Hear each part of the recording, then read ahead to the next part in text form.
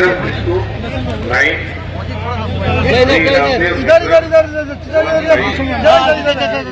जरा विक्ट्री दिखलाते बहुत मोटा 108 भारतीय चक्र के समाप्ति के पश्चात सॉरी श्री विक्रम इसको 133 बुलडोजर से तोड़ना होगा, बुलडोजर लेकर जाएंगे, जेसीबी से टूट जाएगा, जेसीबी लेकर जाएंगे। अगर हथौड़ा से ही टूट जाएगा तो 50 लोग हथौड़ा लेकर वहां जाएंगे, उसको हम हटाएंगे निश्चित तरह। यही कहूंगा कि जो आपको भयभीत करते थे अब उन्हें भयभीत होने का समय आ गया है, इसलिए आप निश्चिंत रहिए, आप भय से बाहर आइए और दूसरे लोगों को भी हम भयभीत नहीं करेंगे। और खुद उनको मुझसे भय लगता है, उनकी समस्या है।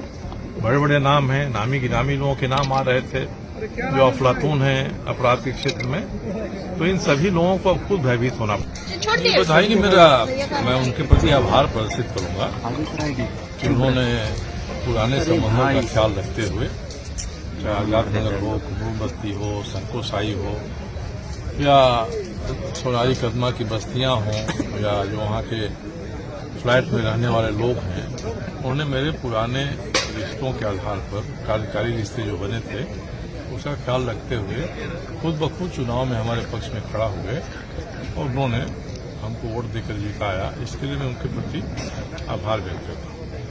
जिस तरह से कई मुद्दे चल रहे थे आपके सामने आए भी हैं, जैसे कदमा में जो ऑफिस का बात आया सामने, उसको लेकर के भी आपने कई बयान दिया था, तो अब जो है जीत हुई है, क्या कहेंगे इस बारे में? देखिए, जो भी काम अनधिकृत हुए हैं, अनअथराइज हुए हैं और किसी मजबूत आदमी के द्वारा अपनी ताकत का ध्वंस दिखाकर किए गए हैं, उसको तो मैं समाप्त कराऊंगा, खत्म कराऊंगा, मगर उसको खत्म कराने में हम लोग किसी उदंडता का परिचय नहीं देंगे। जैसी उदंडता पहले वहां की जाती रही है, हम लोग उसको करेंगे, उसको हटवाएंगे। सड़क पर किसी ने दीवार खड़ा कर दिया है, उसको तोड़ेंगे, मगर उदंडता की तरफ से नहीं बल्कि शालीनता के साथ। बुलडोजर से तोड़ना होगा, बुलडोजर लेकर जाएंगे, जेसीबी से टूट जाएगा, जेसीबी लेकर जाएंगे। अगर हथौड़ा से ही टूट जाएगा तो 50 लोग हथौड़ा लेकर वहां जाएंगे, उसको हम हटाएंगे निश्चित तरह।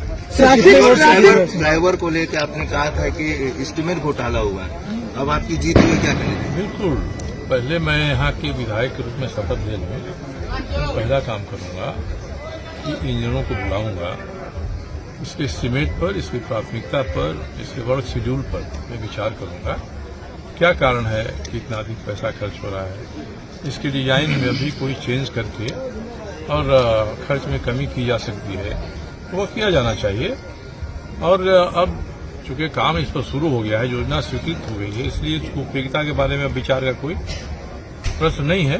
मेरा तो मानना था कि लिट्टी चौक से एनएच की पुल का सड़क और पुल बन जाएगा, डोबो पर पुल बन गया है, 4 लेन हो रहा है, तो इसके बाद मानगो का पूरा ट्रैफिक बाहर से बाहर चला जाएगा। अब केवल सोनारी में जहां ये मिलती है डोबो वाली सड़क पुल के बाद, वहां से लेके साकी तक के ट्रैफिक की समस्या है।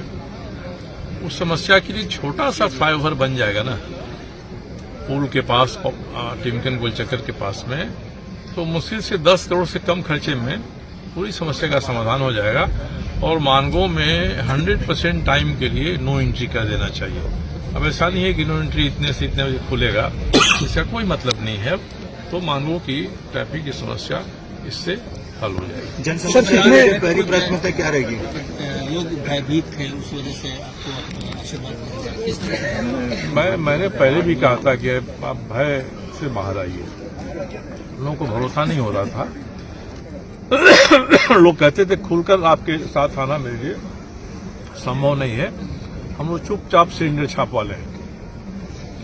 अब मैं यही कहूंगा कि जो आपको भयभीत करते थे अब उन्हें भयभीत होने का समय आ गया है, इसलिए आप निश्चिंत रहिए, आप भय से बाहर आइए और दूसरे लोगों को भी हम भयभीत नहीं करेंगे। और खुद उनको मुझसे भय लगता है, उनकी समस्या है।